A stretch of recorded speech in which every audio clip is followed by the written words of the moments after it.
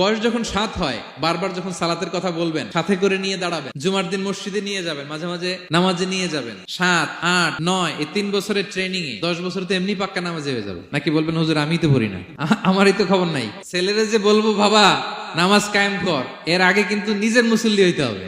নামাজের ব্যাপারে no consideration, কোনো ছাড় নাই। সালাত আপনাকে পড়তেই হবে যে কোনো পরিস্থিতিতে। এজন্য 7 বছর বয়স থেকে বিশ্বনবী ওয়ার্নিং দিতে বলেছেন। 10 বছর বয়স হলে প্রয়োজনে রূঢ় আচরণ করো, শাসন করো, প্রয়োজনে মৃদু প্রহার করো। অনেক ফ্যামিলি আছে নিজেও নামাজি, ছেলে মেয়েদেরকেও নামাজের কথা বলে পড়ায়। জোহর পড়তে দেয়, আসর পড়তে দেয়, মাগরিব পড়তে দেয়, এশা পড়তে দেয়, ফজর পড়তে দেয় না। ফজর নিয়ে টেনশন নাই। কেন? আমার কলিজার টুকরা সন্তান ঘুমায় হুজুর, কাঁচা ঘুম কেমনে ভাঙাই।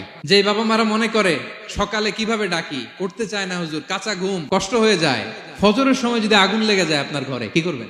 আরেকটু ঘুমা, কাঁচা ঘুম। দুনিয়ার আগুন থেকে রক্ষা করার জন্য যেমনি ডাকেন, উঠায় নিয়ে আসেন, জাহান্নামের কঠিন আগুন থেকে বাঁচানোর জন্য ফজরের সময়ও ডাকার দরকার আছে না নাই?